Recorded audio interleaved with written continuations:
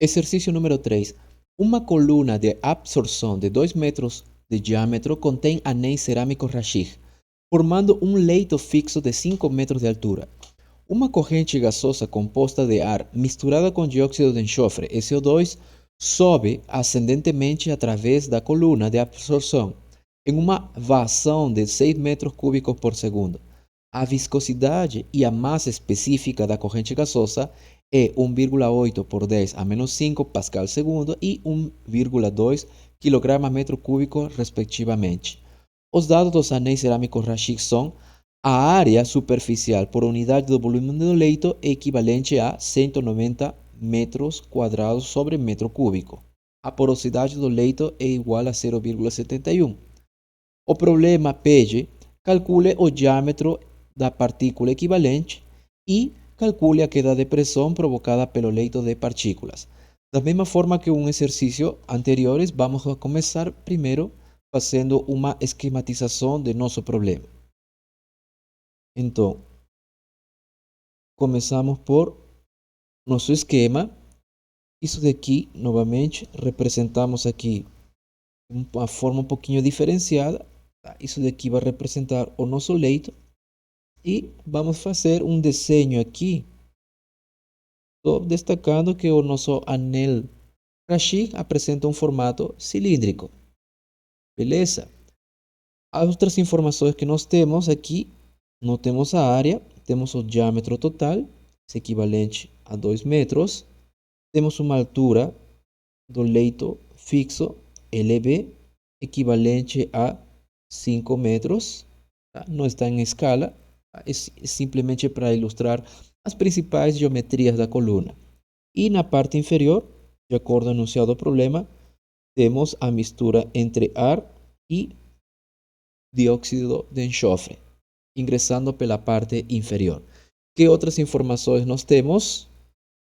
Temos a vazão, na qual os gases estão, ou aquela mistura gasosa está ingressando na coluna, equivalente a 6 metros cúbicos por segundo. Temos a viscosidade e a massa específica do fluido, nesse caso 1,8 por 10 a menos 5 pascal segundo e 1,2 kg metro cúbico. O que mais nós temos? Temos a área superficial por unidade de volume, AB, que é própria do leito, equivalente a 190 metros quadrados sobre metro cúbico, e a porosidade equivalente a 0,71.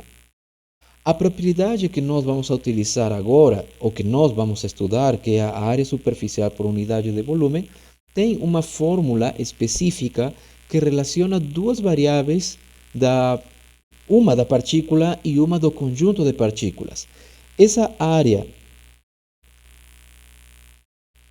superficial por unidade de volume é igual a seguinte: é igual a área superficial da partícula por unidade de volume vezes a porosidade das partículas. Então, destacando aqui, isso representa a área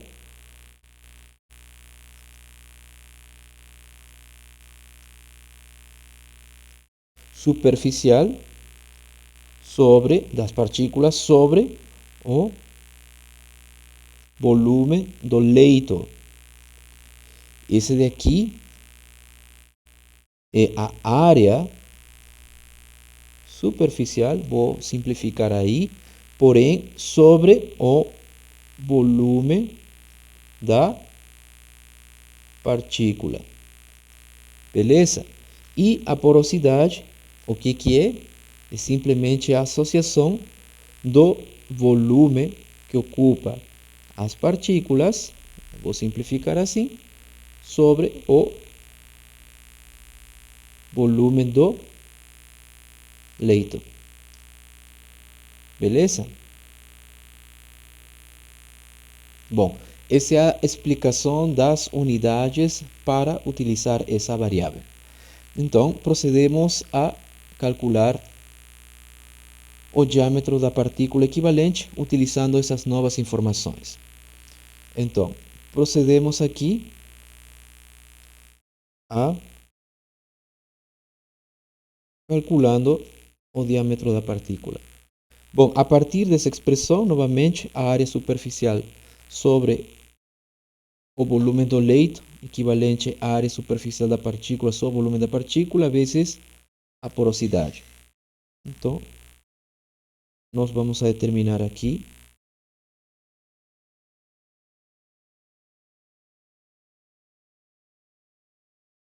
a área superficial da partícula, utilizando esse valor da área superficial por unidade de volume.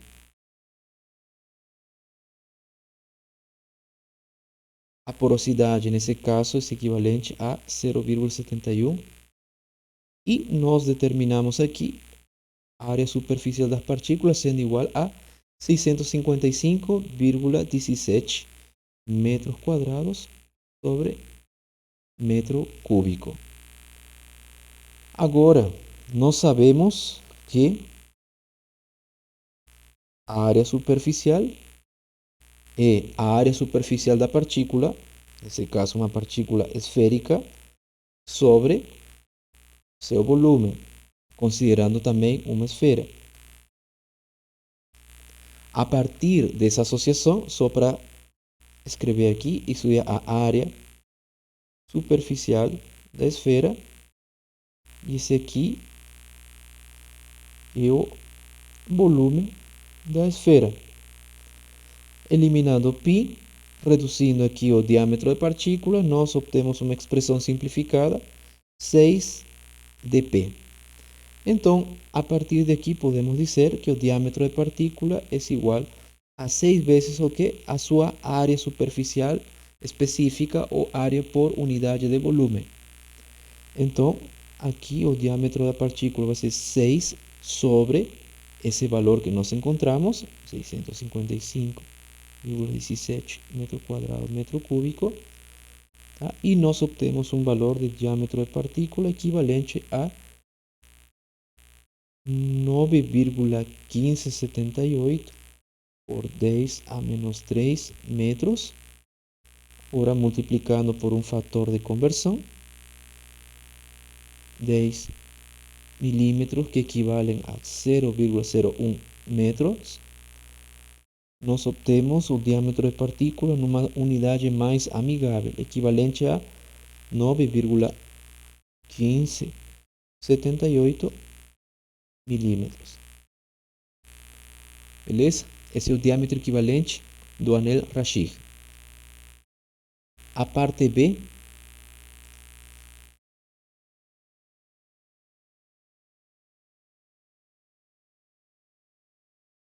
vamos a calcular a queda de pressão. A queda de pressão em um leito fixo se utiliza para determinar a queda de pressão em um leito fixo, utilizamos a equação de Ergun.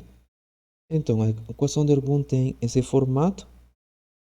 Delta de P vai ser igual a 150 a viscosidade do fluido, comprimento ou altura da coluna, a velocidade vezes a porosidade da partícula ao quadrado sobre esfericidade ao quadrado, dp quadrado, porosidade ao cubo, mais 1,75, massa específica do fluido, velocidade ao quadrado, altura do leito, porosidade das partículas, sobre a esfericidade, diâmetro de partícula e a porosidade ao cubo.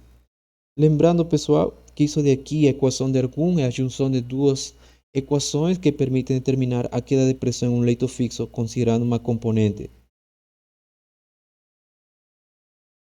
Perdão, esse aqui é a componente laminar e esse daqui é a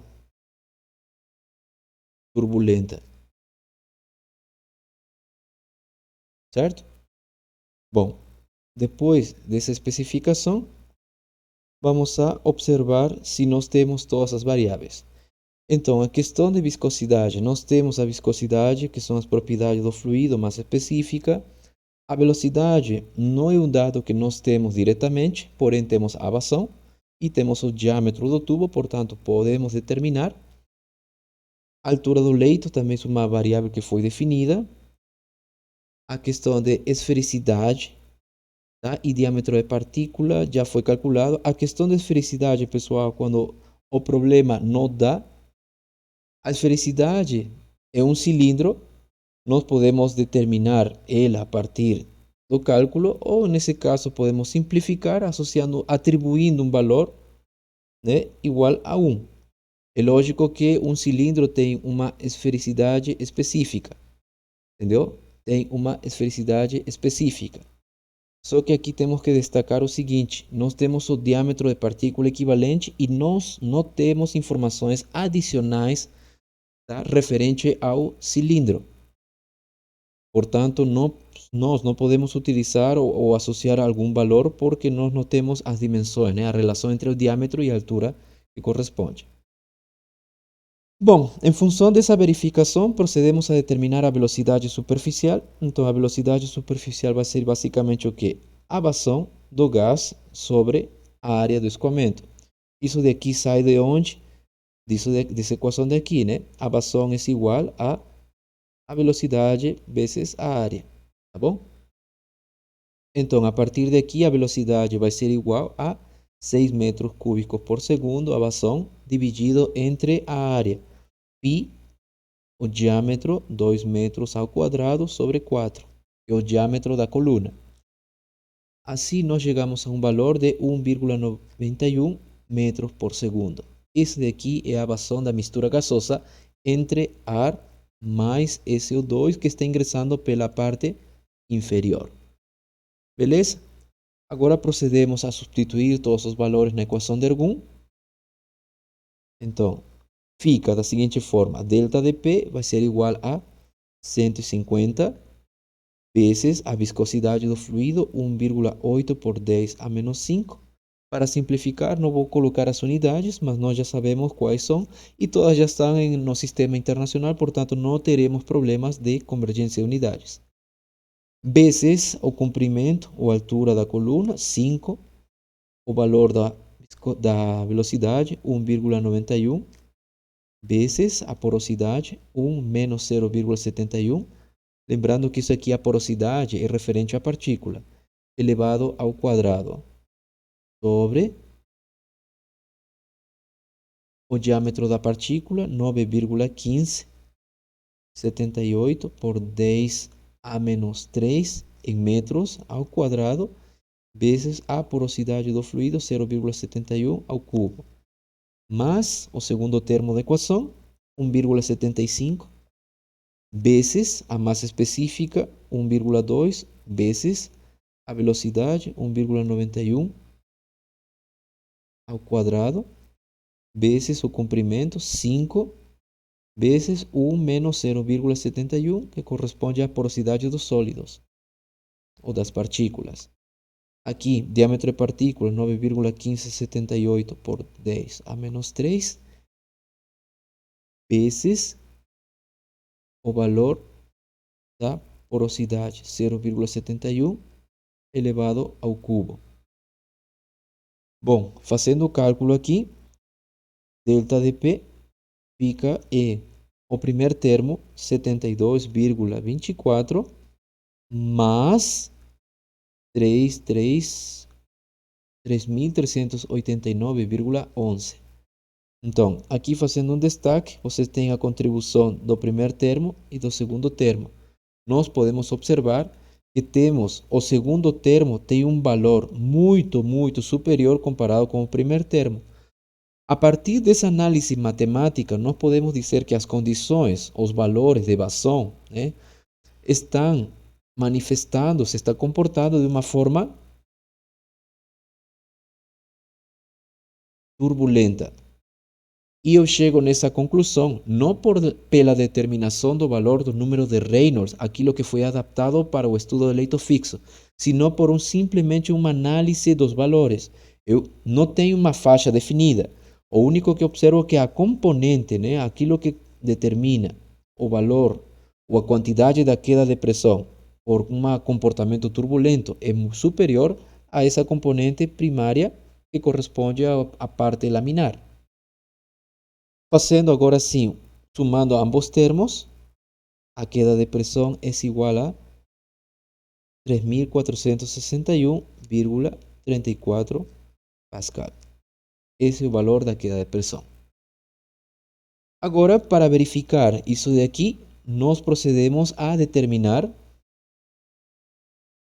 vamos a calcular, cálculo do número de Reynolds para a condição de leito fixo. Lembre-se que Ergun propôs uma equação genérica para o cálculo da queda de pressão e também propôs, a partir do modelo original da equação de Reynolds, uma equação de Reynolds adaptada para o estudo de fluidos ou escoamento de fluidos dentro de colunas empacadas ou leito fixo.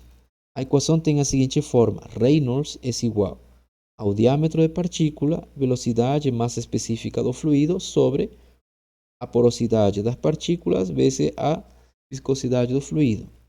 Substituindo aqui os valores, o diâmetro de partícula 9,1578 por 10 a menos 3, vezes a velocidade 1,91, vezes a massa específica, nesse caso 1,2, sobre a porosidade dos sólidos 1 menos 0,71, vezes a viscosidade 1,8 por 10 a menos 5. Agora, o valor que corresponde ao número de Reynolds equivalente a 4.021,01 ou valor de 4.000. Isso daqui está acima de 2.000, portanto eu posso associar a um regime, agora sim, turbulento. Estou chegando a essa conclusão, agora sim, pelo valor calculado. Muito obrigado. Exercício resolvido.